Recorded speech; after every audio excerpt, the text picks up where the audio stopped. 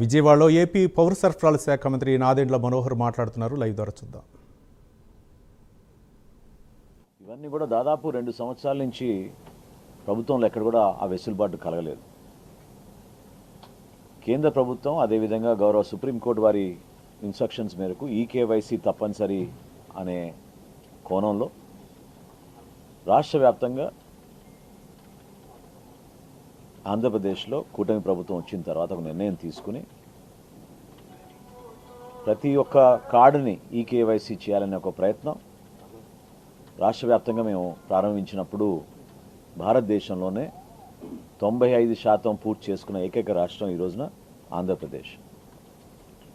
అంటే 1,46,21,223 కార్డులు ఉంటే అందులో ఉన్న సభ్యుల సంఖ్య 4,24,59,028. వీరందరికీ కూడా 95% మందికి ఈకేవైసీ పూర్తయింది. పూర్తి కాని పెండింగ్ ఉన్న సంఖ్య 22,55,498. ఈ 22 లక్షల్లోనే ఎక్కువ మంది ఇప్పుడు మనం ఈ సర్వీసెస్ ఎనేబుల్ చేసిన తర్వాత వాళ్ళందరూ కూడా కొత్తగా అప్లికేషన్స్ గ్రామ సచివాలయం వార్డు సచివాలయంలో మే 7వ తారీఖు నుంచి ఇస్తూ ఉన్నారు. ఈ రోజు వరకు మాకు వచ్చిన అప్లికేషన్స్ 5,48,176. అందులో 4,09,000 మెంబర్ అడిషన్, అంటే కొత్తగా సభ్యులు చేర్చడానికి కార్డులో. రెండోది కొత్త రైస్ కార్డు కావాలని 60,000 మంది కేవలం అప్లై చేశారు.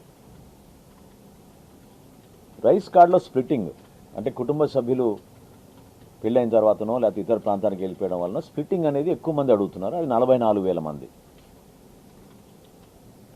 చేంజ్ ఆఫ్ అడ్రస్ మేము ఈసారి కల్పించాం. అది యాక్చువల్గా ఈకేవైసీలోనే పూర్తి అయిపోయి ఉంటుంది. అందుకనే కేవలం దాంట్లో సంఖ్య 12,552. మెంబర్ డిలీషన్ ఇప్పటి వరకు 13,580 మంది అప్లై చేశారు. అంటే ఈ సందర్భంగా మీ అందరికి తెలపాల్సింది ఏంటంటే, కూటమి ప్రభుత్వం వచ్చిన తర్వాత రైస్ కార్డ్ డేటాబేస్ని గ్రామ సచివాలయం వార్డు సచివాలయంలో ఉన్న డేటాబేస్ని అనుసంధానం చేయడానికి కోసం ఒక ప్రయత్నం మేము చేశాం.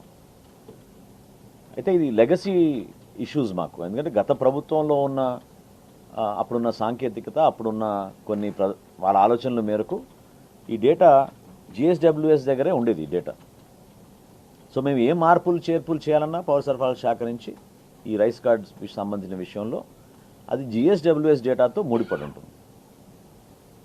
గత 10-15 రోజుల నుంచి చాలామంది పౌరులు పాపం ఇబ్బంది పడ్డారు. ఎందుకంటే సర్వర్ డౌన్ అవడం వలన క్షేత్రస్థాయిలో పూర్తి సమాచారం గ్రామ సచివాలయం వార్డు సచివాలయం సిబ్బందికి చేరకపోవడం, కొన్ని సచివాలయాల్లో కేవలం రోజుకి 20 అప్లికేషన్లే తీసుకుని సర్వీస్ అందించడం, కొన్ని క్లారిఫికేషన్స్ ఇవ్వాల్సిన సందర్భాల్లో కొంతవరకు మేము ప్రయత్నం చేసినా సాంకేతిక లోపాల వలన ప్రజలకి ఇంకా ఇబ్బంది కలిగింది. సో మనస్ఫూర్తిగా వాళ్ళందరికీ మేము విచారణ వ్యక్తపరుస్తున్నాం. I'm sorry for the inconvenience caused to the public. అది తప్పకుండా మేము ప్రాధాన్యత ఇచ్చుకుంటూ 2-3 రాత్రుల నుంచి మా కమిషనర్ గారు నిద్ర కూడా లేకుండా అధికారులు ఇతర డిపార్ట్మెంట్లో ఉన్న, అది జిఎస్డబ్ల్యూఎస్ కావచ్చు, ఐటీ డిపార్ట్మెంట్ అవ్వచ్చు, ఆర్టీజీఎస్ అవ్వచ్చు, వీళ్ళందరితో కూడా కోఆర్డినేట్ చేసి ఈ సమస్య పరిష్కారం కోసం ఆయన అహర్నిశలు కృషి చేస్తూనే ఉన్నారు. మా డిపార్ట్మెంట్ నుంచి కూడా ఎప్పటికప్పుడు మేము రెస్పాండ్ అవుతూనే ఉన్నాం. నిన్న కూడా రాష్ట్ర వ్యాప్తంగా ఒక వీడియో కాన్ఫరెన్స్ ఏర్పాటు చేసి జాయింట్ కలెక్టర్స్ని, మా డిస్ట్రిక్ట్ సివిల్ సప్లైస్ ఆఫీసర్స్ అందరితో కూడా మాట్లాడి ఖచ్చితంగా ప్రజలకి మాత్రం వెసులుబాటు కల్పించాలి, ఎక్కడ కూడా ఇబ్బంది కలగకుండా చూడాలనేది నిన్న మాకు సుదీర్ఘమైన వీడియో కాన్ఫరెన్స్ జరిగింది. సో దానికి అనుగుణంగా కొన్ని నిర్ణయాలు తీసుకున్నాం. అదేంటంటే, మొట్టమొదటిగా నేను మీ అందరికీ చెప్పదలుచుకుంది, ఇది నిరంతరంగా జరిగే ప్రక్రియ. దయచేసి మీరెవ్వరు కూడా తొందరపడిపోయి ఏదో పలానా తేదీకి ముగిసిపోతుందని మాత్రం మీరు అనుకోవద్దు. క్లోజింగ్ డేట్ లేదు దీనికి. మాకు ప్రభుత్వ ఆదేశాల మేరకు మాకు 21 రోజులు సమయం ఉంటుంది ఒక అప్లికేషన్ తీసుకున్న తర్వాత. 21 రోజుల్లో అప్లికేషన్ స్వీకరించిన తర్వాత తప్పకుండా మేము పరిష్కారం చేస్తాం. అర్హత ఉన్న వాళ్ళకి ఇమీడియట్గా ఇచ్చేస్తాం. అర్హత లేని వారికి ఈ కారణాల వల్ల మేము ఇవ్వలేకపోతున్నాం అని చెప్తాం. గ్రామ సచివాలయం, వార్డు సచివాలయం నుంచి వస్తారు, ఎగ్జామిన్ చేస్తారు, ఫీల్డ్ లెవెల్ విజిట్ చేస్తాం. ఆ పొరపాట్లు లేకుండా చూడడానికి వివిధ శాఖలు దీంట్లో క్షేత్రస్థాయిలో బాగా అప్రమత్తమై పనిచేస్తూ ఉన్నాయి. ఎక్కువగా మా దృష్టికి వచ్చింది ఏంటంటే, నేను ఇందాక మీకు వివరించినట్టు 4,24,59,128 మందికి ఉచితంగా మేము రైస్ కార్డ్స్ మేమే జారీ చేస్తాం జూన్ మాసంలో. ఆ ఇన్ఫర్మేషన్ పూర్తిగా మా దగ్గర ఉంది, దాంట్లో ఎక్కడ లోపం లేదు. కొత్తగా ఎవరైతే అప్లై చేసుకుంటున్నారో ఈ మార్పులు చేర్పుల కోసం మీరు ఎవ్వరు కూడా ఆందోళన చెందొద్దు. కొంచెం సమయం ఇవ్వండి, టెక్నికల్ ఇష్యూస్ కొంచెం రిజాల్వ్ చేసుకుంటాం. ఏ రోజుకి ఆ రోజు మేము మార్పులు తీసుకొస్తున్నాం. ఎందుకంటే కొన్ని సమస్యలు క్షేత్రస్థాయి నుంచి వస్తున్న సమాచారాన్ని బేస్ చేసుకుని ఒక మార్పు తెస్తున్నాం.